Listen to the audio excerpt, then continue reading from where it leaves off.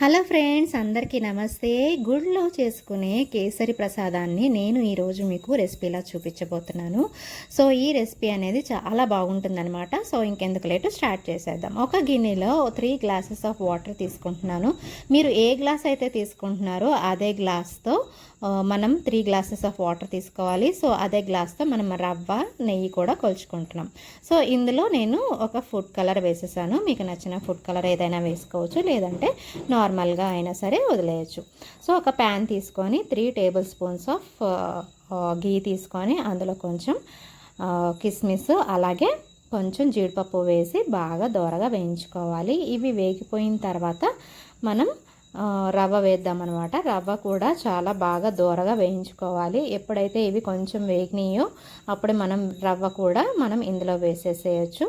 So ఈ రవ్వని ఇందులో వేసేసి బాగా దోరగా వేయించుకోవాలి. డ్రై ఫ్రూట్స్, మీకు ఇష్టమైన డ్రై ఫ్రూట్స్ ఏమైనా వేసుకోవచ్చండి. సో కొంచెం గోధుమ కలర్లో రావాలన్నమాట. రవ్వ కొంచెం గోల్డెన్ గోధుమ కలర్లో వచ్చిందంటే మనకి కేసర్ అనేది చాలా బాగుంటుంది. రవ్వ ఎంత వేగితే మనకి అంత బాగా టేస్ట్ వస్తుందన్నమాట. సో రవ్వ నేతిలో కొంచెం బాగా వేయించుకున్న తర్వాత మనం ఏవైతే ఇక్కడ స్టవ్ మీద మనము కాగబెట్టుకున్నామో ఆ వాటర్ని ఇందులో పోసేసి ఉండలు లేకుండా బాగా కలుపుకోవాలన్నమాట.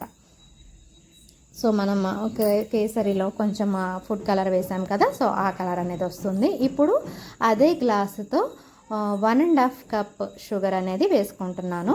మీకు ఇష్టానుసారంగా వేసుకోవచ్చండి, తీపి ఎలా తింటారో అలాగా. సో ఇందులో ఇందాకడ కొలుచుకున్న గ్లాస్తోనే మనం పావు వంతు నెయ్యి కూడా వేసుకోవాలి. ఈ నెయ్యి అనేది మన ఇష్టం అండి, కావాలంటే ఎక్కువ కూడా వేసుకోవచ్చు, అప్పుడు ఇంకా బాగా కమ్మగా ఉంటుందన్నమాట. సో అంతేనండి, దేవుని గుడిలో ప్రసాదం తయారు చేసుకునే విధంలాగా రవ్వ కేసరి అనేది తయారైపోయింది. సో నేను ఇలాగా డెకరేషన్కి వేసేస్తున్నాను. సో మీకు ఈ వీడియో నచ్చినట్లయితే నా ఛానల్ని సబ్స్క్రైబ్ చేసుకోండి. Thank you so much for watching.